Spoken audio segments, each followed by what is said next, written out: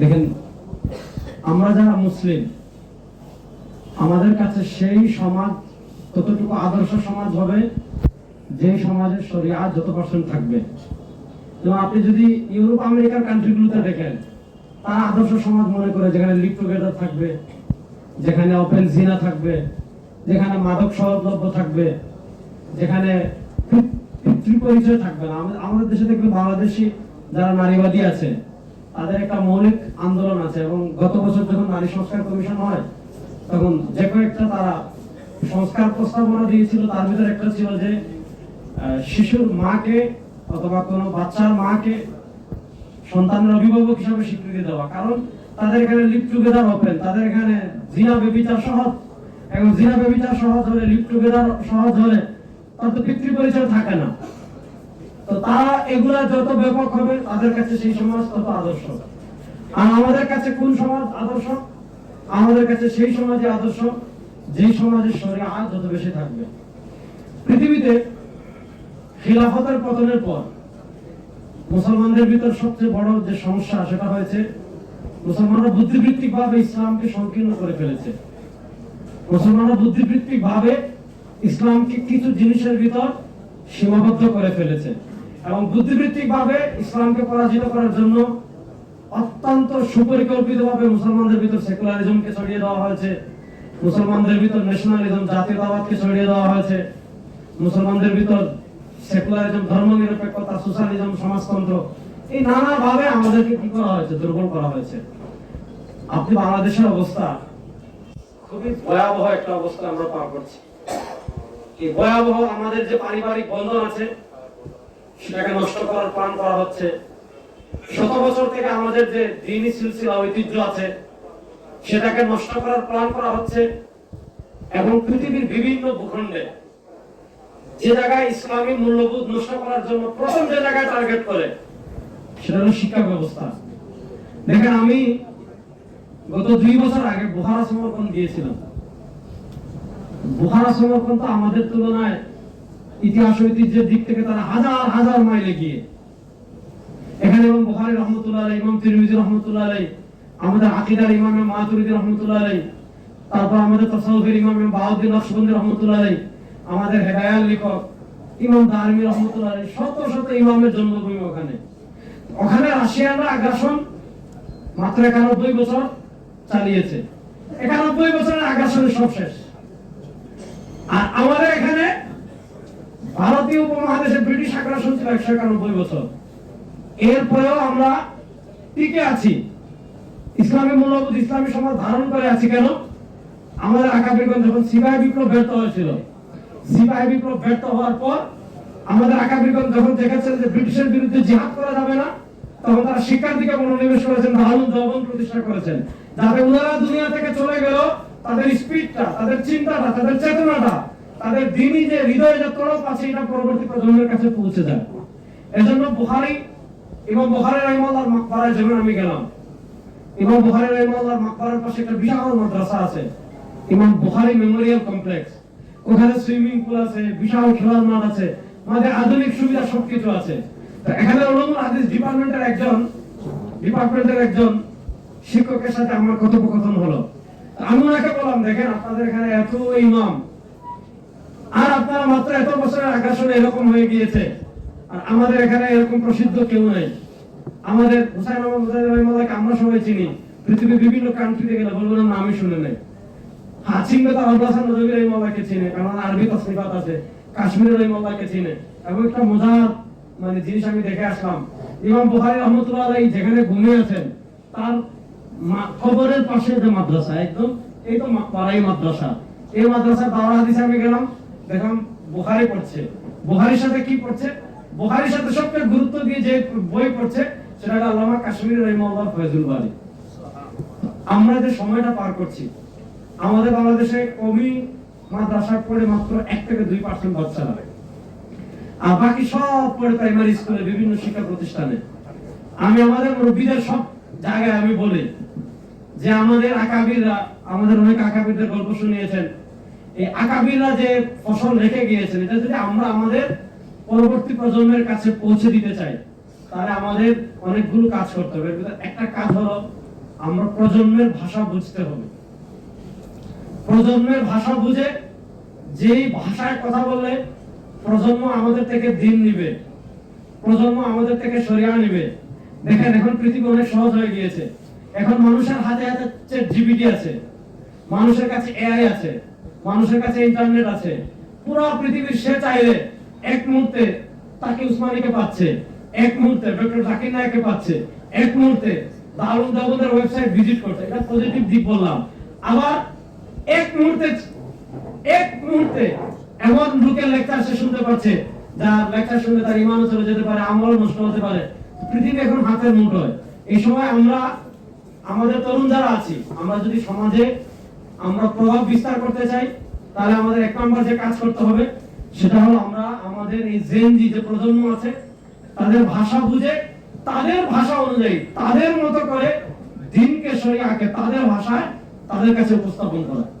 যদি আমরা এটা করতে পারি তাহলে তারা আমাদের দিকে ধাবিত হবে। দুই নম্বর হলো আমাদের বাংলাদেশে মক্তব শিক্ষাকে ব্যাপক করার প্ল্যান নেওয়া, এবং এখানে বৃহত্তর উত্তরা উলামা পরিষদের দায়িত্বশীল আছেন এবং ওনারা আমাদের প্ল্যান শুনিয়েছেন। তো আমরা আমাদের বাংলাদেশের মক্তবগুলোকে যদি আমরা আলোকিত করতে পারি, তাহলে বাংলাদেশের আমাদের যে আদর্শ সমাজ যেটাকে আমরা বলছি সেটা গঠন করা আমাদের জন্য সহজ হবে। এজন্য আমি বাংলাদেশের যত উলামা পরিষদের যত জায়গায় বক্তৃতা করি, মাহফিলে যাই, আমি এই পয়েন্টটা বলে আসি যে আপনারা অনেক প্ল্যান করেছেন, আলহামদুলিল্লাহ, সবগুলোর সাথে একমত। তার সাথে উত্তরায় যতগুলো মসজিদ আছে এই মসজিদে মক্তবগুলোকে আবার কেমন আলোকিত করা যায়। যে বাচ্চাটা কবি মাদ্রাসায় আসছে না, নুরানিতে আসছে না, যে বাচ্চাটা হিজখানায় আসছে না, সে বাচ্চাকে অন্তত সপ্তাহে একদিন হলো, অন্তত সপ্তাহে 2 ঘন্টা সময় হলো কেমন তাকে মক্তবে আনা যায়, কেমন তাকে ঈমান শেখানো যায়, কেমন তাকে দ্বীন শেখানো যায়, কেমন তাকে শরিয়া শেখানো যায়। এই ব্যাপারে যদি আমরা প্রত্যেকে যার যার জায়গা থেকে চিন্তা করি, আমাদের আগামী প্রজন্ম আলোকিত হবে। আমরা আরেকটা কাজ, এখানে আমাদের মুরব্বী আছেন, আমি গত 5-6 মাস আগে আমাদের বিভাগের মহাসচিব মাওলানা মাহফুজুল হক সাহেবের সাথে মিশর গিয়েছিলাম। মিশর আল আজহারের ছাত্ররা যখন হুজুর গিয়েছেন, আমরা গিয়েছি, একটা বিশাল হলে আয়োজন করেছে। অনেক ছাত্র, আমাদের কবি মাদ্রাসার ছাত্র প্রায় 2000 এর মতো আছে, 3 ভাগের 2.5 ভাগ চলে আসছে। যখন আমরা গিয়েছি একটা আজীব দৃশ্য দেখলাম ওখানে, যে ওখানে তো যদি আর্মি বুঝে, পুলিশ বুঝে যে জমায়েত হবে, মুহূর্তের ভিতর চলে আসে। তো স্বাভাবিকভাবে আমরা গিয়েছি, ছাত্রদের ভিতরে একটা উচ্ছ্বাস ছিল, পুলিশ চলে আসছে, মানে আপনারা খুব দ্রুত শেষ করেন। একটা আজীব দৃশ্য দেখে আসলাম। মানে জামে আজহারের উলুমুল হাদিসে, কিসমুল লুগাতে, তারপর হলো ফিকহে, বিভিন্ন সভায় যারা প্রথম স্থান অর্জন করেছে, যারা দ্বিতীয় স্থান অর্জন করেছে, যারা তৃতীয় স্থান অর্জন করেছে, দেখা যাচ্ছে বেশিরভাগ আমাদের কবি মাদ্রাসার ছাত্র। কেউ রহমানিয়া পড়েছে, কেউ ঢাকানগর পড়েছে, কেউ যাত্রাবাড়ি পড়েছে, কেউ হাটহাজারীতে পড়েছে, কিন্তু তারা সবাই কি ওখানে মানে ব্যাপক নামে পড়ে আসছে। কিন্তু দেখা যাচ্ছে ওখানে যাওয়ার পর তারা কি করতেছে, লুগা পড়া লাগে, বিভিন্ন ভায়া নেওয়া লাগে। কারণ কি, আমরা যে শিক্ষায় মানে শিক্ষিত হচ্ছি, আমাদের এটা কি নাই, আমাদের স্বীকৃতি আছে ঠিক, এটা কিন্তু কি নাই, বাস্তবায়ন নাই। তখন আমি মাহফুজুল হক সাহেবকে বলেছিলাম, হুজুরকে সামনে রেখে আমি বক্তৃতা বলেছিলাম যে হুজুর, আমাদের দেশে কলা পাতাও একটা কাজে লাগে। আমরা ছোটবেলায় যখন মসজিদে সিন্নি খেতে যেতাম, আমাদের কলা পাতাও একটা কাজে লাগতো। কিন্তু আপনারা এমন একটা জিনিস আসছেন, এটা কলা পাতার মতো কোনো কাজে লাগে না।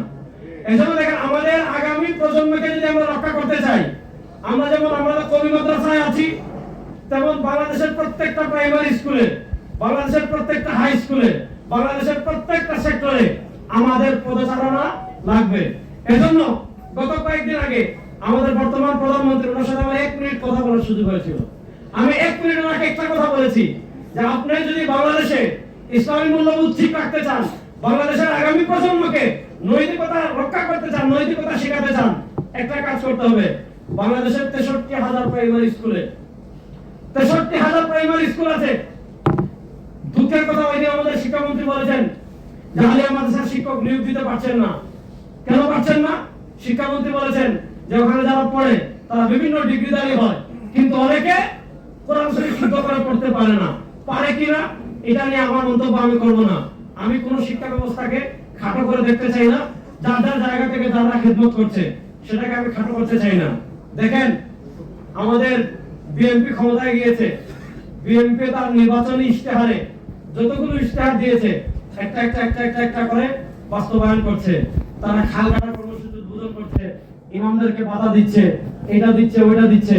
কিন্তু আমাদের দেশের সবচেয়ে বেশি টার্গেট, এবং 2024 সালে যখন ফেসিবাদ ছিল এবং সর্বশেষ মানে জানুয়ারি নির্বাচনের পর যারা পুরো আমাদের শিক্ষা ব্যবস্থাকে যখন ধ্বংস করে দিয়েছিল, তখন আমি সুরাতে উদ্যানে আমার বক্তৃতায় বলেছিলাম যে এই শিক্ষা ব্যবস্থা যদি বাংলাদেশে চালু হয়ে যায় এবং এই যে তারা যে মানে সিলেবাস দিয়ে গিয়েছে এটা যদি বাংলাদেশে এস্টাবলিশ হয়ে যায়, তাহলে আমেরিকা 21 বছরে আফগানিস্তানে যে ক্ষতি করতে পারে নাই, আগামী বাংলাদেশ তার চেয়ে বেশি ক্ষতিগ্রস্ত হয়ে যাবে।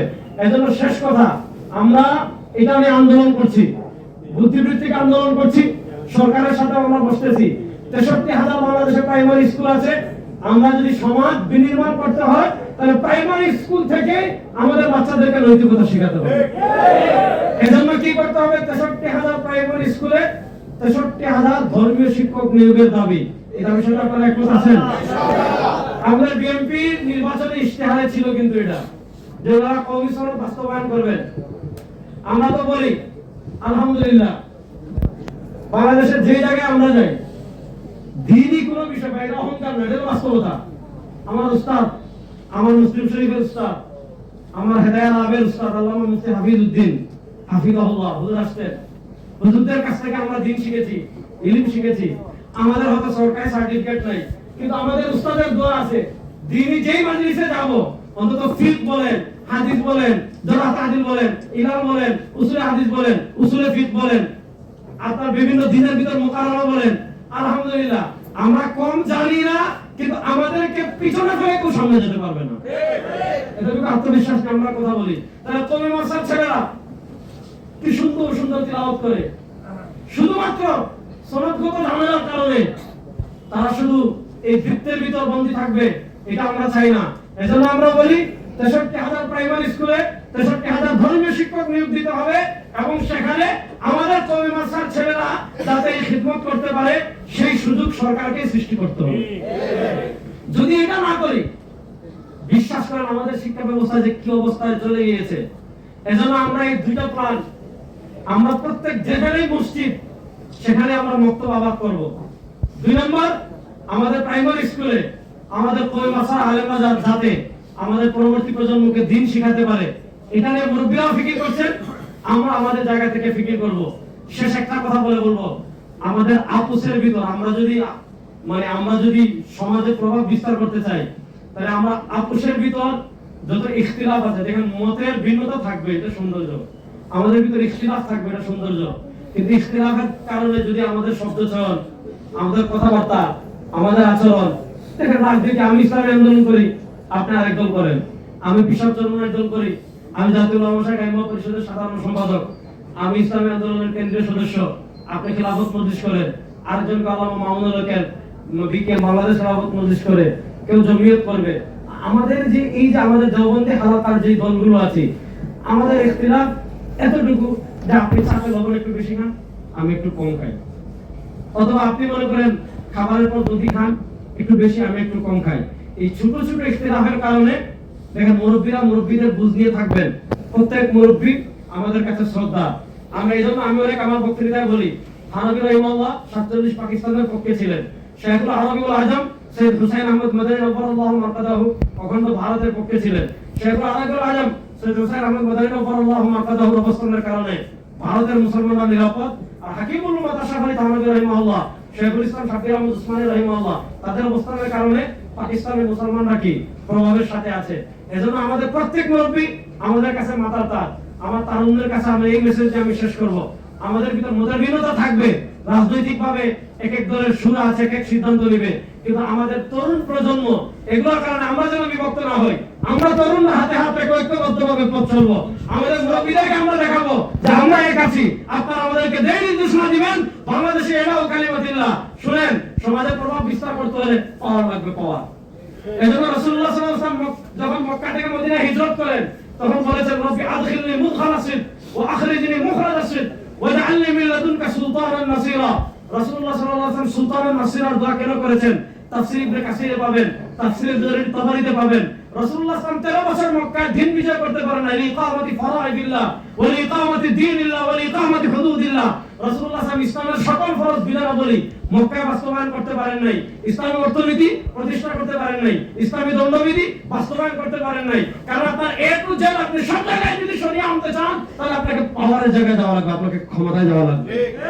কিন্তু আমাদের দেশের সমস্যা কি শুনেন, আমাদের আকাবিরদের দ্বীনি সমাজ এবং 1400 বছরের সালাফে সালেহদের দ্বীনের সমাজ, আমরা মনে করি নামাজ একটা ইবাদত, দ্বীন একটা ইবাদত, এই রোজাও একটা ইবাদত। আমরা ইসলামে আন্দোলন করি মানে দ্বীন প্রতিষ্ঠার সংগ্রাম করি, এটা একটা ইবাদত। দ্বীন প্রতিষ্ঠার নামে আপনি যদি অন্য ইবাদতকে খাটো করেন এবং এটাকে আপনি সব কিছু বানালেন, এখন আপনি আকিমুদ্দিনের অনুবাদ করলেন ইসলামিক স্টেট, তারপরে নামাজকে বললেন যে এটা ইসলামিক স্টেটের ট্রেনিং, এটাকে বললেন পরিভাষার বিকৃতি বললেন, তাহলে এটার নাম আপনি আমরা শরিয়া প্রতিষ্ঠান আন্দোলন করব, কিন্তু শরিয়া প্রতিষ্ঠান নামে যদি আপনি দ্বীন বিসর্জন দেন, শরিয়া প্রতিষ্ঠান নামে আপনি যদি দ্বীনকে বিকৃত করেন, শরিয়া প্রতিষ্ঠান নামে যদি আপনি সেকুলারিজমের পক্ষে কথা বলেন, শরিয়া প্রতিষ্ঠান নামে আপনি যদি ধর্মনিরপেক্ষতার পক্ষে কথা বলেন, ডেমোক্রেসির পক্ষে কথা বলেন, শরিয়া প্রতিষ্ঠান নামে যদি ইসলামের হাজারো ফরজ বিধান করেন, এটা আপনার মদিনার ইসলাম প্রতিষ্ঠা হবে না, এটা হবে আমেরিকার মডারেট ইসলাম। সুতরাং আমাদের আব্দুল মালিক সাহেব হুজুরের কথা, উদারতার নামে আকীদা, যেটা রাজনৈতিক পক্ষ পৃথিবীর বিভিন্ন জায়গায় বিভিন্ন সাথে হয়, এটা নিয়ে আমার পক্ষে অসংখ্য বক্তৃতা আছে, এটার পক্ষে আমি এখনো। কিন্তু এটার অর্থ এই নয় যে আমি আমার আহলুস সুন্নাহ ওয়াল জামাত বিসর্জন দিয়ে দিব, আমি আমার হানাফিয়াত বিসর্জন দিয়ে দিব, আমি আমার দেওবন্দিয়ত বিসর্জন দিয়ে দিব আকাবিরদের মাধ্যমে। ভাই আমরা আকাবিরদের, আমি আমার এক বক্তৃতায় বলেছি, অনেকে আকাবির বলে খালি তো আকাবির বলুন, আরে বেটা আমাদের আকাবির আছে এজন্য আমরা বলি, তোমাদের নাই, বলার মতো কেউ নাই এজন্য বলতে পারি। আমাদের আকাবির আছে, আমাদের আকাবির হযরত শাইখ বলেন, তার বক্তব্য বলবো না কার বক্তব্য বলবো? আমাদের আকাবির কাসিম আহমদ রহমাতুল্লাহ, তার বক্তব্য কথা বলবো না কার কথা বলবো? কাশ্মীরের ইমামের কথা বলবো না কার কথা বলবো? শাইখুল আরবি ওয়াল আজম সাইয়্যিদ হুসাইন আহমদ মাদানী রাহিমাহুল্লাহ পুরা দেওবন্দিয়ত মুজাসসাম তিনি ধারণ করতেন, ময়দানে মুজাহিদ ছিলেন, খানকার পীর ছিলেন, আবার হাদিসের সিংহ পুরুষ ছিলেন। শাইখুল রাহিমাহুল্লাহ যতগুলো মিশন ছিল সব মিশন যার ভিতর পাওয়া যেত তিনি শাইখুল আজম সাইয়্যিদ হুসাইন আহমদ মাদানী রাহিমাহুল্লাহ আমার বাদাও। আল্লাহ তাআলা আমাদের সবাইকে আমাদের আকাবিরদের নকশা কদমে চলার তৌফিক দান করুন। আল্লাহ তাআলা আমাদের তরুণদের ভিতর ভ্রাতৃত্ব এবং উলফত মহব্বত তৈরি করে দিন। আল্লাহ তাআলা আমাদের দেওবন্দি গণনা আমরা যারা আছি, আল্লাহ তাআলা আমাদের সবাইকে আগে এক এবং